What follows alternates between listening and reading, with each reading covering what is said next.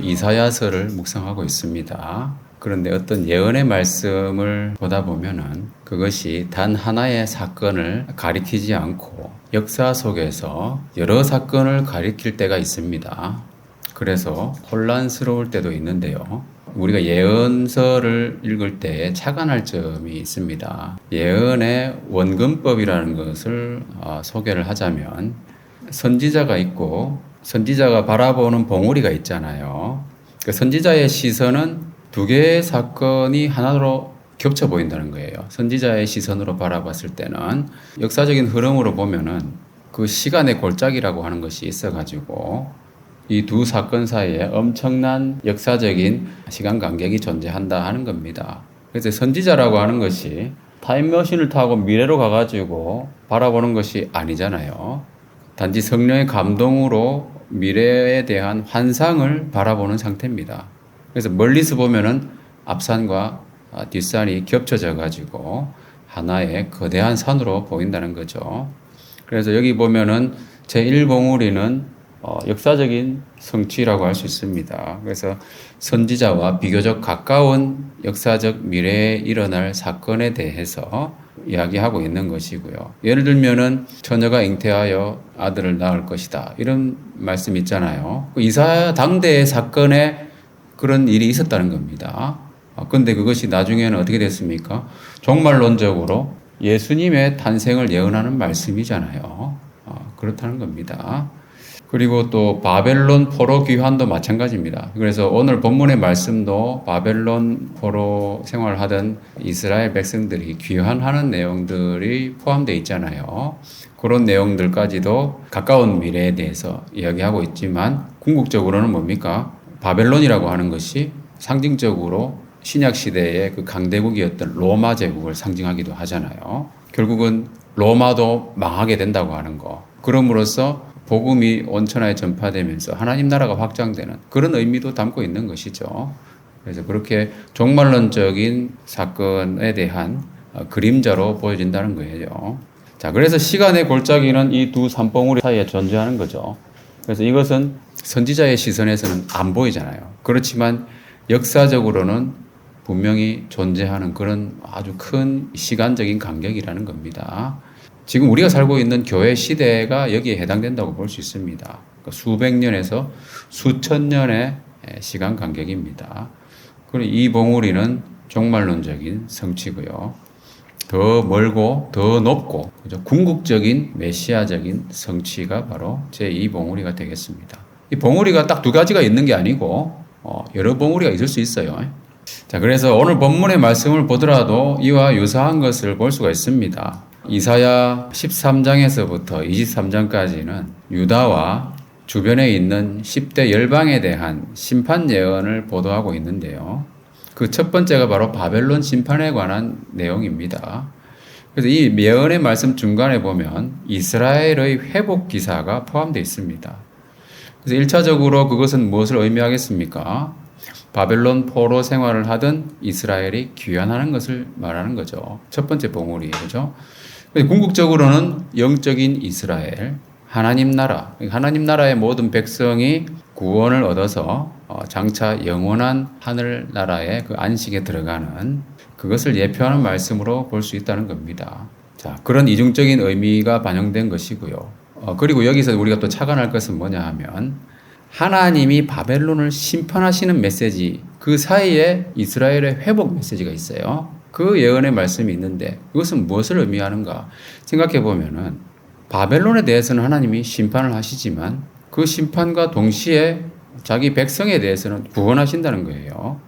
그러니까 심판과 구원이라고 하는 것은 의미상 전혀 반대되는 것이긴 하지만 동시에 일어나는 사건이다. 이렇게 볼 수 있습니다. 바벨론은 유다와 예루살렘을 무너뜨렸던 당시 세계 최강의 제국이었잖아요. 그렇지만 메대와 바사에 의해서 멸망했습니다. 그 멸망이 없었다면은 이스라엘이 포로 귀환할 수가 없었다는 거죠.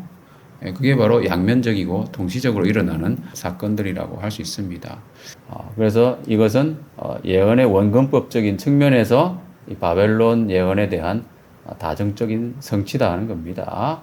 로마 제국도 있었고, 그리고 최종적으로는 마지막 날에 모든 악의 세력에 대해서 하나님께서 심판하시는 거죠. 예수님의 그 입의 기운을 통해서. 자, 바벨론과 같은 악의 세력에 대해서는 하나님의 무서운 심판이 있습니다. 그렇지만 하나님의 백성에 대해서는 회복과 구원이라는 거죠. 그것이 동전의 양면과 같이 동시에 이루어지는데 그것이 하나님께서 행하시는 일이라는 겁니다. 그게 참 아이러니하기도 하고 어떻게 그렇게 양면적으로 이루어질까? 아름답기도 합니다. 그래서 우리가 예전에 암송했던 말씀을 보면은 다 같이 한번 읽어보겠습니다. 시작. 십자가의 도가 멸망하는 자들에게는 미련한 것이요 구원을 받는 우리에게는 하나님의 능력이라. 이것이 뭡니까? 그 양면성을 이야기해 주는 거잖아요. 십자가의 도, 복음이라고 하는 것이 참 미련하게 보이는데 그것은 멸망하는 자들에게는 참 미련하게 보이는 겁니다. 그러나 그 똑같은 것이 우리에게는 뭡니까? 구원을 받는 우리에게는 하나님의 능력인 것이죠. 이게 바로 양면성이에요. 자, 오늘 말씀을 보더라도 그렇습니다.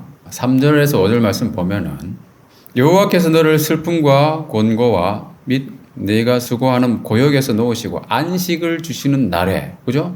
자기 백성들을 해방시켜 주시고 안식을 주시는 그 날에 어떤 노래를 부릅니까? 바벨론 멸망에 대한 노래를 부르고 있다는 거예요. 이와 같이 구원은 심판과 동시에 일어나는 사건입니다.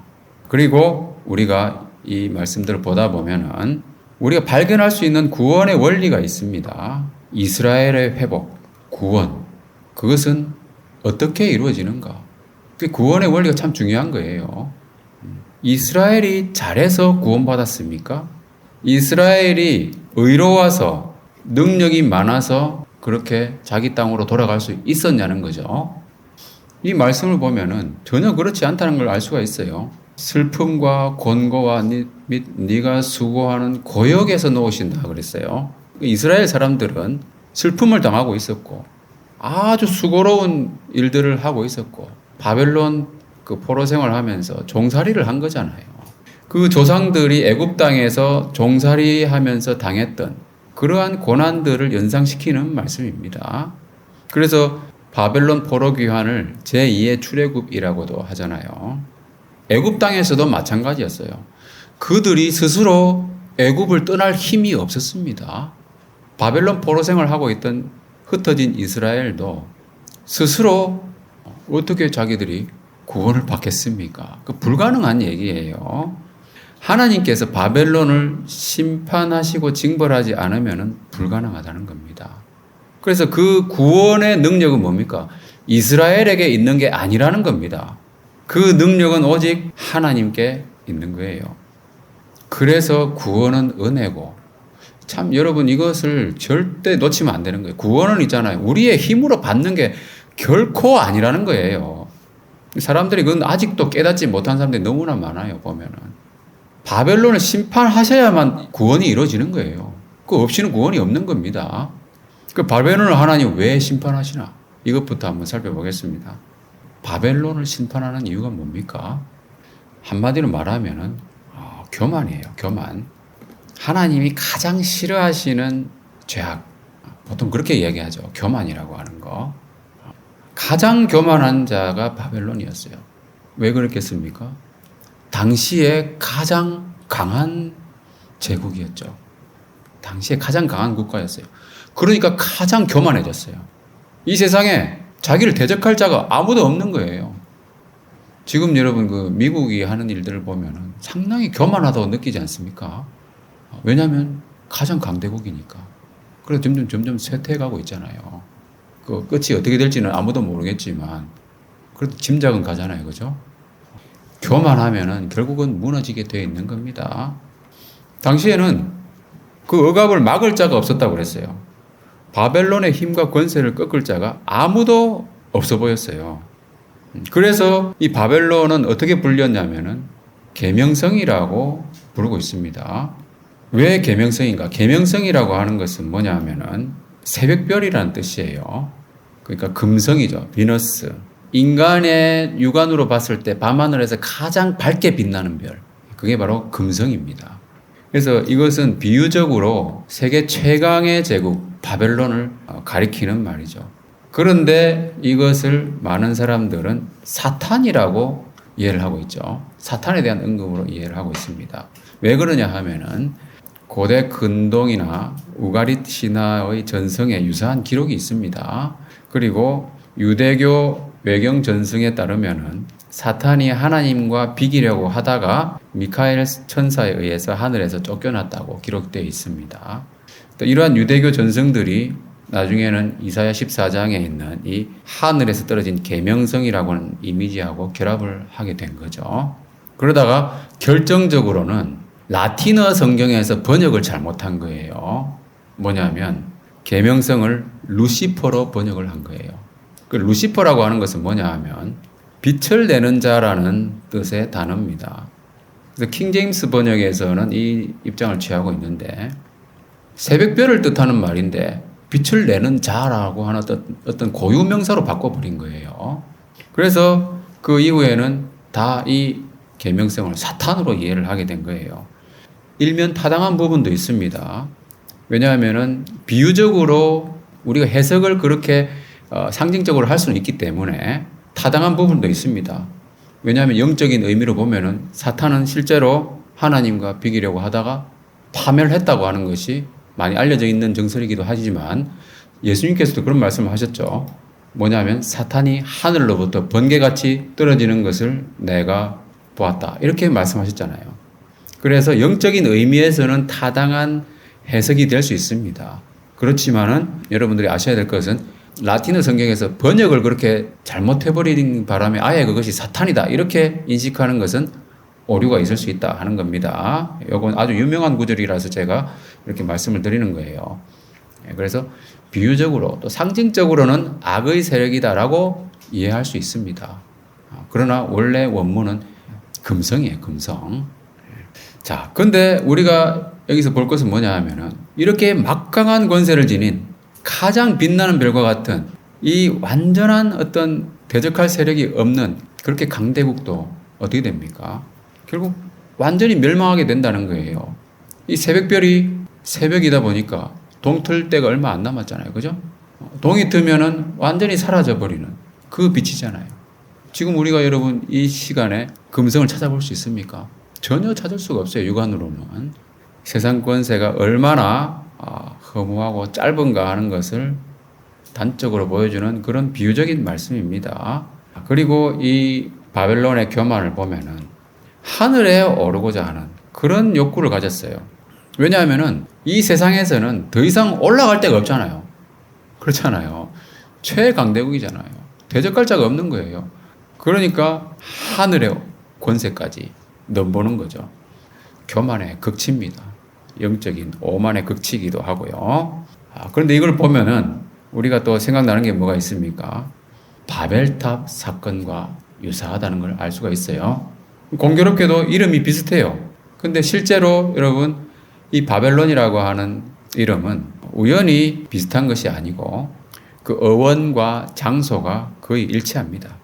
시날 평지라고 했잖아요. 유프라테스 강에 있는 그 바벨론 지역이 바로 시날 평지였거든요. 그 평지에다가 바벨탑을 쌓았던 거예요. 그래서 이 사람들이 바벨탑을 쌓을 때 그 니므롯이 주도했다고 하는데 그 바벨탑을 쌓을 때 이 사람들의 의도는 뭡니까? 그 탑 꼭대기를 하늘에 닿게 하자. 그 하늘에 올라가고 싶은 그런 욕구라는 겁니다. 지금 인간이 우주를 정복하고자 노력하잖아요. 하늘에 올라가고자. 과연 그것이 제대로 되겠습니까? 하나님께서 그것을 흩어버리셨다는 거예요. 하늘에까지 올라가고자 하는 그 의도는 결국은 완전히 땅속 깊은 곳까지 떨어지게 되는 그러한 결과로 이어진다고 하는 겁니다. 자, 그래서 이것은 하나님의 이름 대신 인간의 이름을 높이겠다고 하는 교만이에요.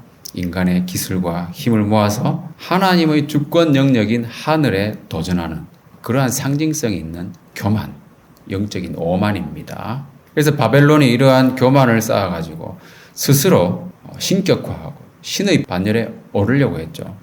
그러한 모습은 우리가 보면은 그러니까 하나님과 같아지려고 하는 모습이잖아요.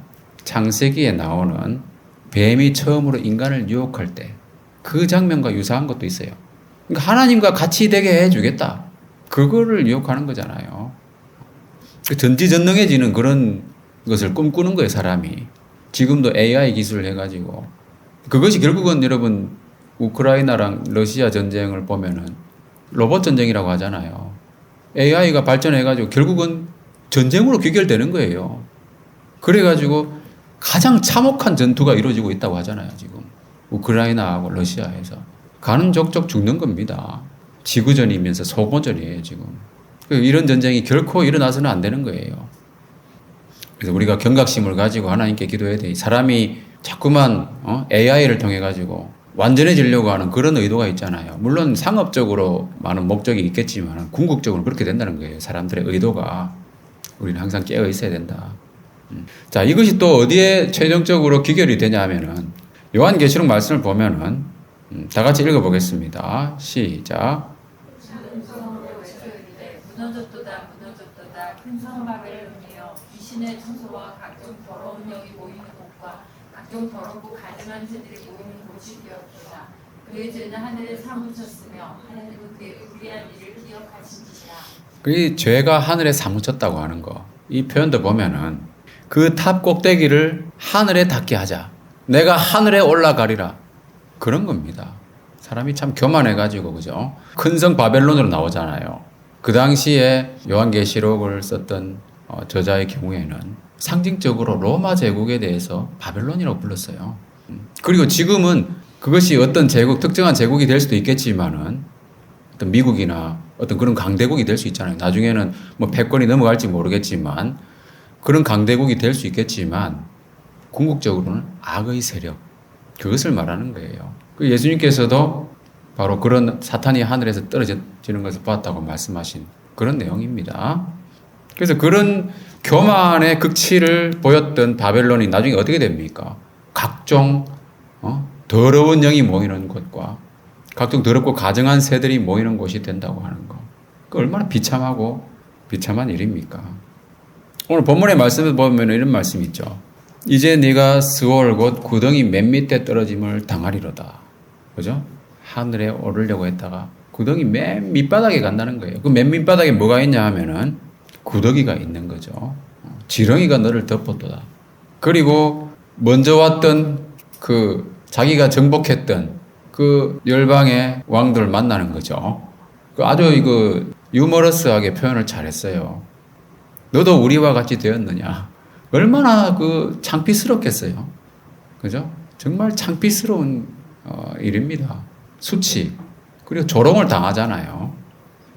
영화로운 것이 아니라 더러운 것들로 덮이게 되는 거예요. 그 지렁이라고 하는 것이 뭐 지렁이 자체가 더럽다기보다는 여러분, 제가 그 자전거를 좀 즐기는데 최근에도 보면은 비가 좀 왔었잖아요. 제가 이렇게 자전거를 타고 이렇게 내려갔다가 나중에 복귀할 때 한강대교에서 이렇게 올라오는 그 도로 있잖아요. 한강대교에서. 그쪽에 보면 오른쪽 편에 보면 산이 있잖아요. 지금 여기 있는 용봉점. 그죠? 용량봉 저전공원. 조그만 동산이 있는데 그러다 보니까 거기 흙도 많이 있잖아요. 그러니까 지렁이들이 비가 오고 난 뒤에 꼭 그 밑에 보면 인도가 좀 넓거든요. 그쪽으로 내려와요. 그래서 제가 자전거를 타고 오다 보면은 지렁이들이 군데군데 있습니다. 그 피해야 되거든요. 왜냐하면 타이어에 묻으면 자전거 바퀴에 묻으면 되게 좀 불쾌하잖아요. 그죠? 지렁이가 죽어 있는 지렁이도 있고 약간 꿈틀대는 것도 있어요. 밟고 지나가 버리면은 그게 묻어가지고 되게 불쾌합니다. 왜냐하면 제가 지금 최근에 자전거를 좀 새로 사다 보니까 좀 아껴 집안에 들여다 놓거든요. 근데 지렁이 묻은 걸 집안에 들여놓으면 좀 제 아내가 별로 안 좋아할 것 같더라고요. 그래서 최대한 피해서 가는데 지난번에 살짝 묻었어요. 그래가지고 그것을 떨어내려고 옆으로 좀 기울여서 타기도 하고 빠른 속도로 가기도 하고 일부러 다른 모래를 밟기도 하고 그랬거든요. 아무튼 그게 묻으면 지저분하다는 거예요. 그 지저분한 지덩이를 덮고 있고 또 벌레에 덮여 있다는 거예요. 이 벌레는 뭐겠습니까? 벌레. 구더기라고 표현되어 있지만 번역에 따라서는 벌레라고 하거든요. 벌레 중에서 여러분들 혐오하는 벌레들 있잖아요. 바퀴벌레. 그런 걸로 덮고 있는 거예요. 가장 영화로웠던 그 바벨론 왕이 그렇다는 겁니다, 여러분. 그리고 여러분 이 말씀 보면은 너를 보는 이가 주목하여 너를 자세히 살펴보며 말하기를 그랬잖아요. 그러니까 뭐냐면 유명해질수록 숨을 데가 없는 거예요.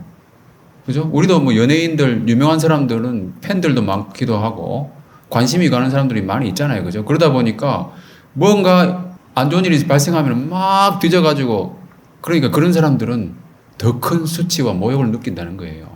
숨을 데가 없습니다. 그 여러분도 결코 세상적으로 유명해지는 것을 결코 추구해서는 안 되는 거예요.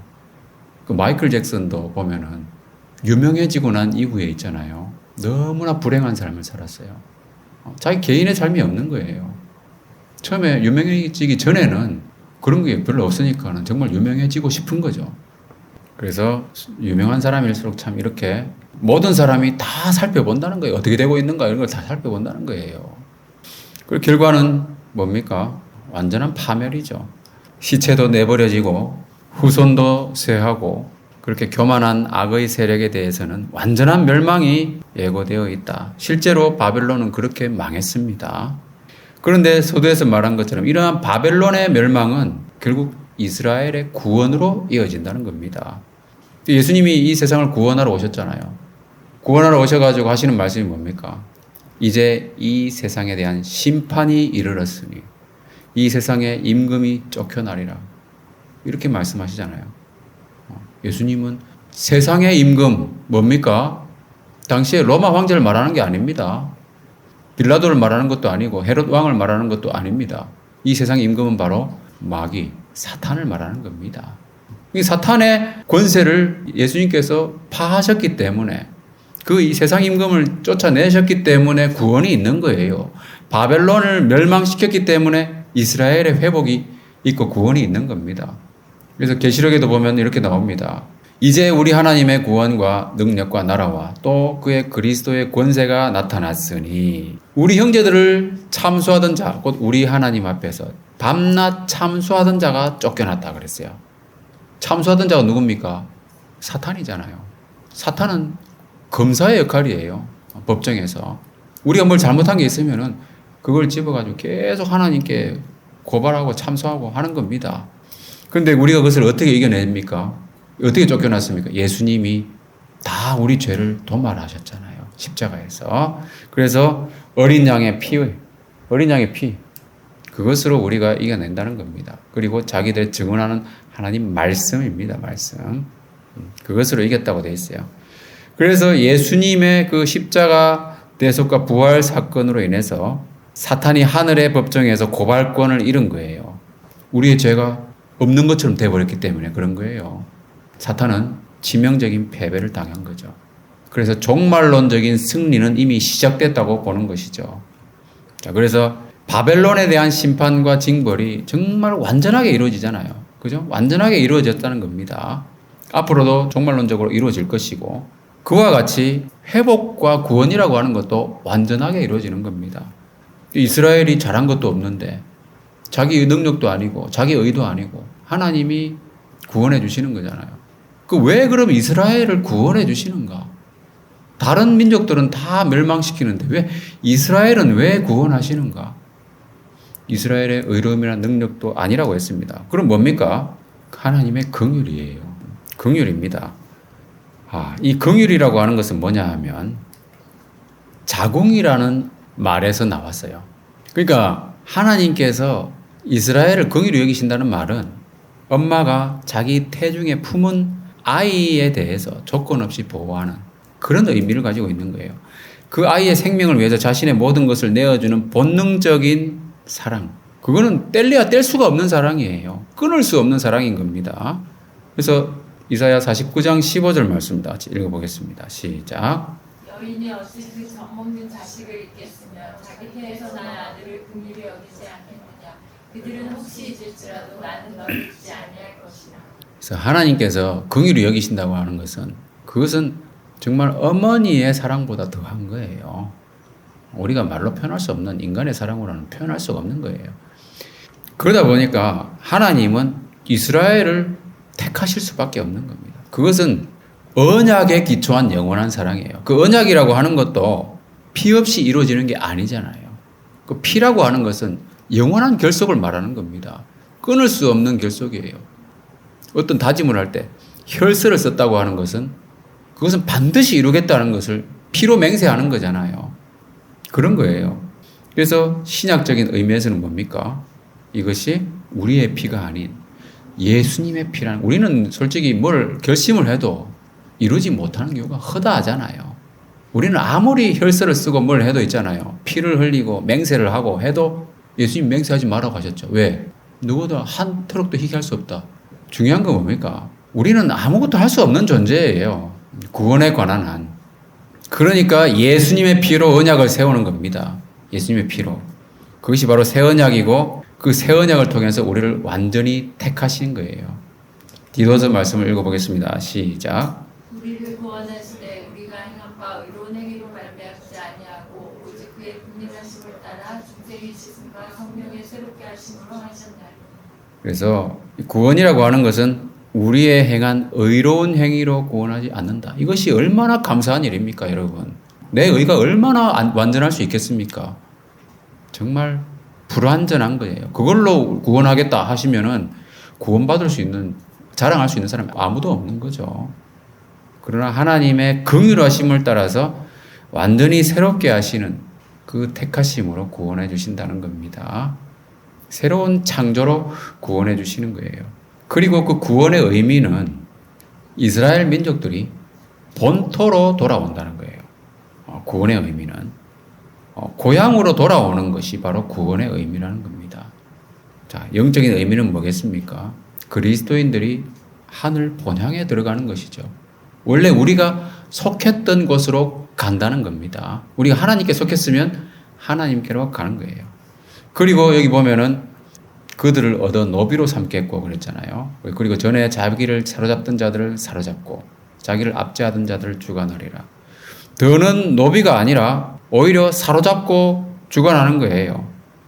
영적인 의미에서 보면 더 이상 우리는 종노릇하지 않는다는 겁니다. 궁극적으로는 하늘나라에서 왕노릇하는 겁니다.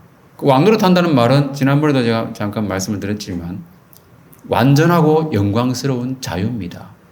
종노릇한다는 것은 자유가 없는 거잖아요. 왕노릇한다는 것은 완전한 자유를 말하는 거예요. 그래서 그 날을 보면은 안식 주시는 날이라고 그랬어요. 완전한 해방, 노동이 필요 없는 그 날이 온다는 겁니다. 여러분, 노동이라고 하는 것은 노동으로 우리가 먹고 살잖아요. 그것은 당연한 게 아닙니다. 인간의 범죄한 이후에 생긴 거예요. 창세기 말씀을 보면은 인간의 죄로 인해서 땅이 저주를 받았습니다. 그래서 수고해야 했어요. 땅이 가시덤불과 엉겅퀴를 내고, 그래서 우리는 땀을 흘려야 먹을 것을 먹을 수 있는, 생존할 수 있는 그런 처지가 된 겁니다. 그것은 그래서 슬픔과 곤고, 수고하는 고역이라고 그랬어요. 그러나 그것을 다 놓아주시는 완전한 안식을 우리에게 주신다는 겁니다. 자, 그래서 궁극적으로는 이것이 죄로 인한 저주로부터 완전히 회복되고 우리는 완전히 해방되는 것을 의미하는 거예요. 그래서 이 말씀 보면은 이제 온 땅이 조용하고 평온하다. 완전한 평화가 오는 겁니다. 완전한 평화. 참 이사야 말씀 참 아름답지 않습니까? 가장 아름다운 예언서라고도 정평이 나 있습니다. 자, 그 완전한 평화 우리에게도 올 것입니다. 자, 이 말씀 보면은 향나무와 레바논 백향목도 바벨론의 멸망을 기뻐한다고 했어요. 피조물도 고대하던 안식, 그것이 온다는 거예요.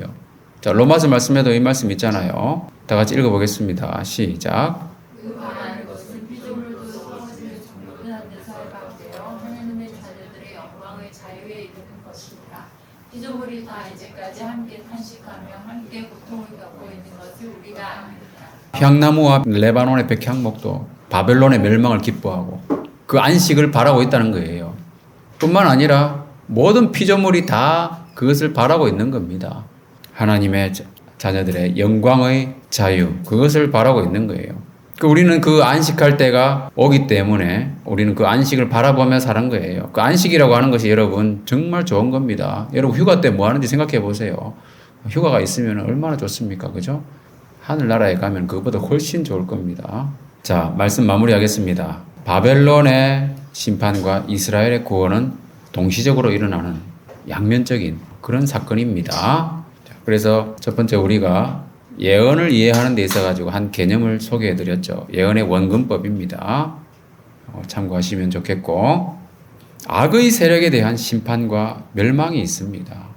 강력한 제국의 가장 큰 교만, 그것 때문에 심판을 받는 것이죠. 동시에 이스라엘에 대한 회복과 구원이 있는 거예요.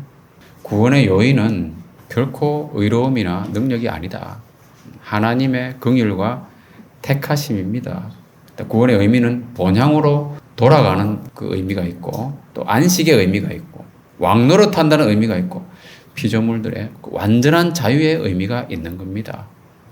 참 아름다운 말씀이었습니다. 자, 그래서 우리가 생활 속에서 받을 교훈이 뭐가 있겠습니까, 여러분? 오늘 본문의 말씀을 통해서. 자, 누가복음 말씀을 다 같이 읽어보겠습니다. 시작. 무릇 자기를 높이는 자는 낮아지고 자기를 낮추는 자는 높아집니다. 네, 그래서 우리는 절대 자기를 높이는 그런 교만한 삶을 살아서는 안 된다. 겸손해야 된다. 근데 사람이 있잖아요. 자기도 모르게 교만해져요, 보면은. 자기도 모르게. 저도 보면 참 스스로가, 참 교만했구나. 나중에 알게 되는 거예요. 그죠? 그걸 어떻게 알게 됩니까? 낮아지고 난 뒤에 알게 된다는 거예요. 사람이라는 건 그런 거예요. 꼬꾸라지고 난 뒤에, 내가 너무 높이 서 있었구나. 그런 거예요. 낮은 자세를 취하면 넘어질 일이 없잖아요.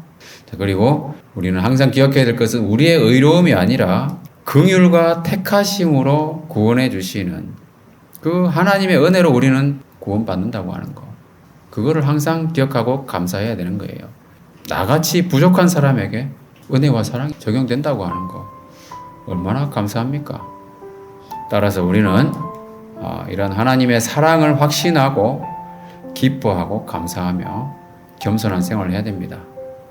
영원한 안식, 왕노릇하고 완전한 자유에 이르게 되는 그 소망 가운데 이러한 생활을 하시기를 주님의 이름으로 축원합니다.